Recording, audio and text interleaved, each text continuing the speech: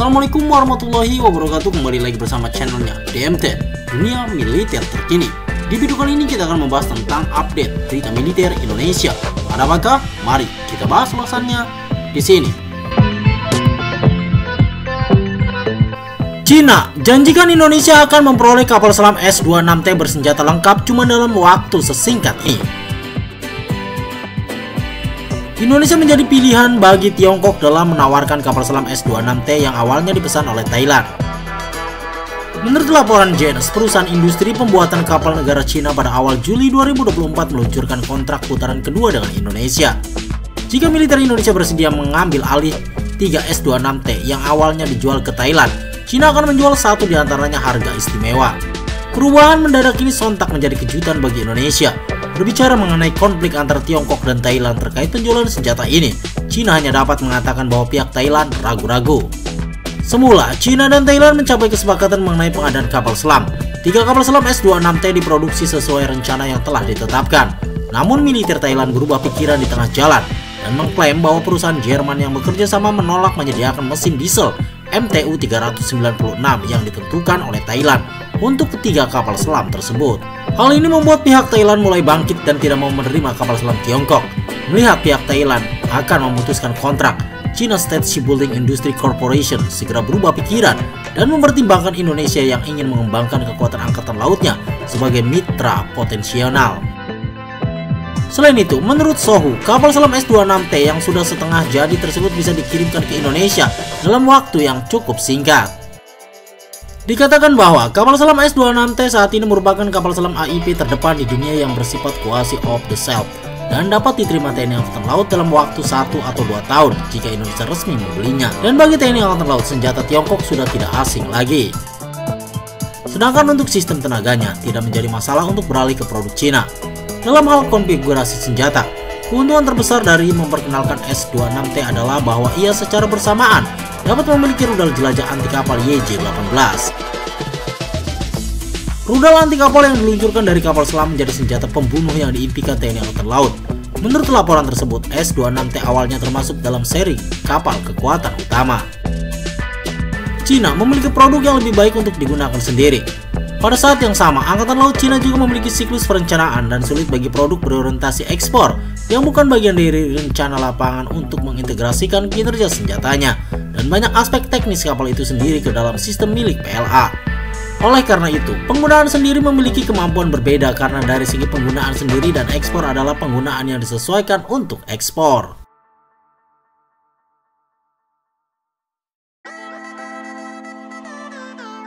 Kita beralih ke berita lainnya. Indonesia dinilai acuh tak acuh terhadap tawaran kapal selam Cina. Pengamat daya tahan Scorpion Prancis lebih besar. Rencana Indonesia untuk membeli kapal selam baru menarik perhatian negara lain, salah satunya Cina. Pasalnya baru-baru ini Cina menawarkan kapal selam kepada Indonesia. Seorang pengamat mengatakan bahwa Indonesia bersikap setengah hati hingga acuh tak acuh terhadap tawaran tersebut. Bukan tanpa sebab, Indonesia sendiri sudah banyak bekerja sama dengan negara-negara barat untuk memperbaharui alutsistanya. Seperti diberitakan laman Naval News edisi Mei 2024 lalu, kapal selam Scorpion akan dibangun oleh perusahaan pembuat kapal milik negara, PT PAL Indonesia, di kompleks galangan kapalnya di Surabaya dengan dukungan dari Naval Group Prancis. Dengan total biaya sebesar 2,16 miliar dolar Amerika Serikat, kapal selam tersebut akan diserahkan kepada TNI Angkatan Laut dalam waktu 96 bulan atau 8 tahun sejak tanggal efektif kontrak. Setelah penandatanganan kontrak pada 28 Maret, Indonesia kini tengah mempersiapkan skema pembiayaan dan fasilitas produksi untuk pembangunan 2 kapal selam Scorpion di dalam negeri. Secara paralel, pemerintah Prancis tampaknya telah memberikan lampu hijau bagi Scorpion buatan Indonesia untuk dilengkapi dengan rudal yang diluncurkan dari kapal selam dan diintegrasikan dengan wahana bawah air nirawak UV. Sementara perjanjian pinjaman akan membiayai proyek tersebut saat ini sedang dikerjakan oleh Kementerian Keuangan. PT PAL telah memulai proses peningkatan fasilitas produksi kapal selamnya. Selain itu, pada tanggal 18 April, Synchrolite Amerika Serikat yang berkantor pusat di Norwegia meresmikan kontrak senilai 15 juta dolar Amerika Serikat untuk memasok PT PAL dengan sistem pengangkat dan pemindahan kapal yang baru dibangun. PT PAL menyatakan bahwa sistem tersebut akan memiliki panjang 100 meter dan memiliki kapasitas angkat 6.000 ton.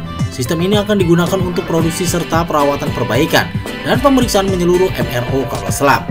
Tak hanya itu, menurut PT PAL, para insinyur Indonesia yang akan terlibat dalam pembangunan Scorpène Epaulettes akan dilatih, disertifikasi, dan diawasi oleh Napal Group serta pihak terkait lainnya.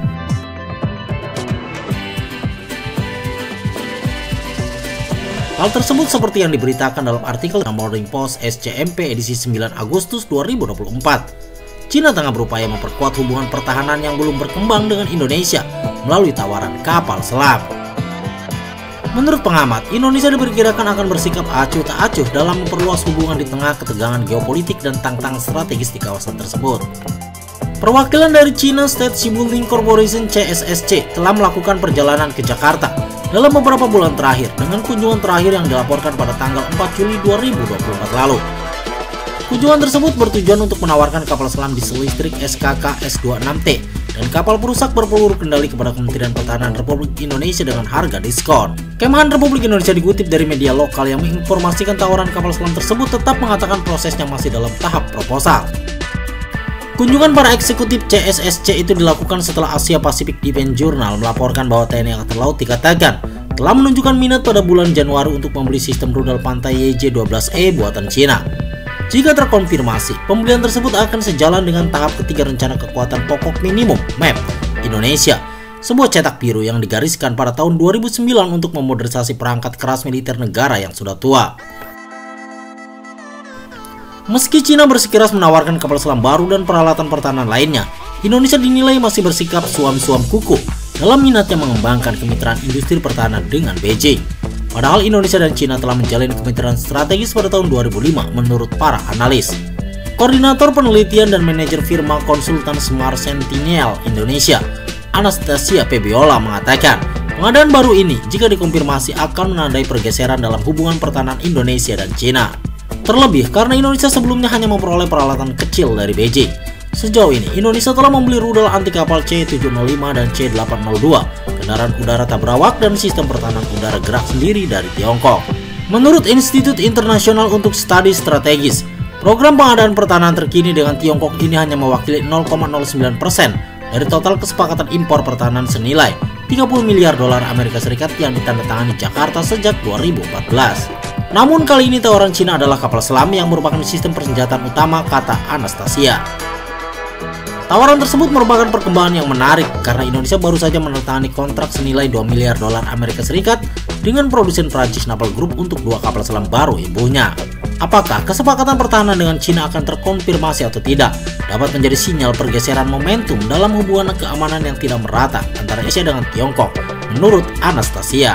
Selain kesepakatan kapal selam baru-baru ini dengan Prancis, Indonesia mendapatkan persenjataan militernya terutama dari Italia, Swedia, Belgia, Amerika Serikat, dan Korea Selatan.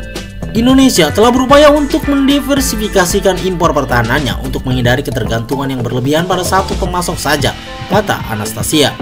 Ia juga menambahkan bahwa ada pula pertanyaan mengenai kualitas kapal selam Cina yang ditawarkan. Anastasia mencatat kapal selam Scorpène Epaulettes buatan Prancis memiliki jangkauan dan daya tahan yang jauh lebih besar dibandingkan dengan model SSK Cina.